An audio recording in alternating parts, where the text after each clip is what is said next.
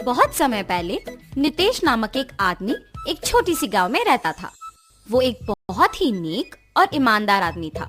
वो छोटी उम्र से ही अपने पिता की तरह मटके में कुल्फियाँ बना के उसके बाद उन पे रंगीले बर्फ भर के उन्हें बेचता था। कुल्फी कुल्फी, मलाई कुल्फी, पिस्ता कुल्फी, बादाम कुल्फी, रोज कुल्फी, ले लो भाई ले लो, घर पे बनाए हुए ताजा कुल्फी, सिर्फ 5 रुपए में आपकी मनपसंद कुल्फी। सभी बच्चे उसके जोर जोर से चिल्लाने पर, उसकी बात सुन के, उसके बनाए हुए कुल्फी स्वादिष्ट रहने पर उन्हें खरीदते थे। ऐसे उसकी कुल्फी का व्यापार अच्छा चलता था। एक दिन जब नितेश कुल्फियाँ बेच रहा था, उसके पास एक बालक आता है। अंकल, जरा ये लेके मुझे कुल्फी देना। तुम सोने का चेन के बदले में कुल्फी मांग रहे हो? किसका है ये? ये चेन मेरी माँ का है। उन्होंने मुझे कुल्फी खरीदने के लिए पैसे नहीं दिए, इसीलिए मैंने उनको बताए बिना ये चेन लेके आया हूँ। ये लेके मुझे कुल्फी दे दो। तुम्हारे माँ को बताए बिना ऐसे इतनी महंगी चेन लाना गलत है ना बेटा, ऐसे नहीं करते। ये चेन अपने माँ को वापस कर दो। मुझे तभी पैसे दो जब तुम्हारे पास है। ऐसे कह के उस बच्चे को कुल्फी देके वहाँ से चला जाता है। मगर जब वो कुल्फी खाते हुए चल रहा था, उसे एक और कुल्फी बेचने वाला दिख जाता है और वो सोचता है, अगर मैं इस अंकल को भी ऐसे ही सोने का चेन दूंगा तो वो पहले अंकल की तरह मना करके मुझे मुफ्त की कुल्फी दे देंगे और मैं 2 कुल्फियाँ खा सकता हूँ। ये ऐसे सोचकर उसके हाथ में रहे कुल्फी को जल्दी से खत्म करके उस दूसरे आदमी के पास जाता है। अंकल अंकल, ये चेन लेके मुझे कुल्फी दीजिए ना। ठीक है बेटा, 1 कुल्फी क्या 2 लेके खाओ। ऐसे कह के बबलू के पास से वो चेन लेके उसे 2 कुल्फियाँ दे के वहाँ से चला जाता है।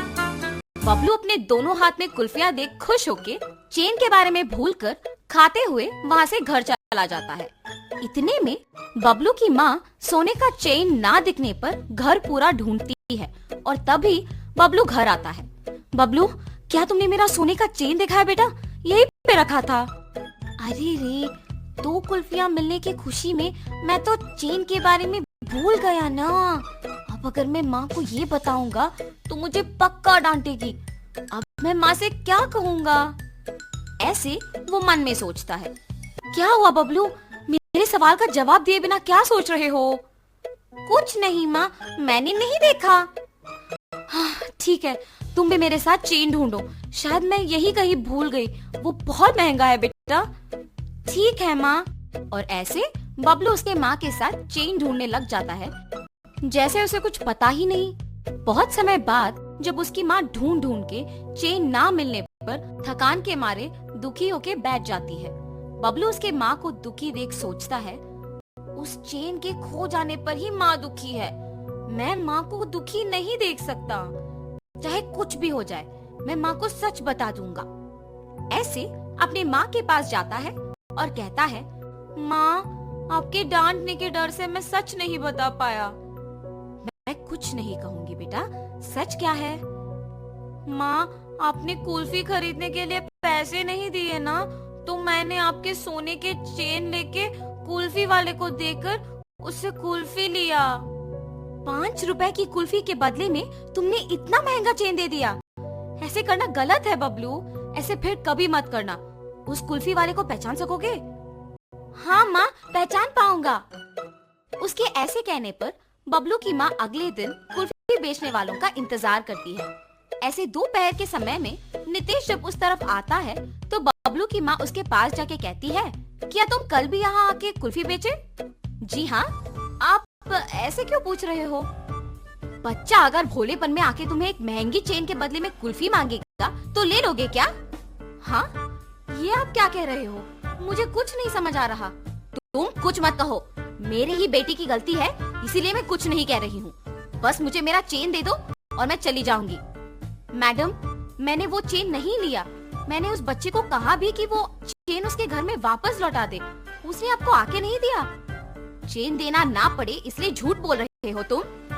नहीं नहीं, मैं सच कह रहा हूँ। आप अपने बेटे को बुला के पूछिए तो सही। बबलू, बबलू। हाँ माँ। बबलू, क्या यही वो आदमी है जिसको तुमने मेरा सोने का चेन दिया? नहीं माँ। और ऐसे वो अपने माँ को नितेश के साथ जो भी हुआ समझाता है। कल मेरे इस तरफ आने की वजह से ही मुझे सोने का चेन मिला था। काश आज भी ऐसा कुछ हो। ऐसे सोचते हुए उस तरफ जा रहे कुल्फी वाले को बबलू देखता है। माँ वही वो अंकल है जिन्होंने मुझसे चेन लेके कुल्फी दिया था।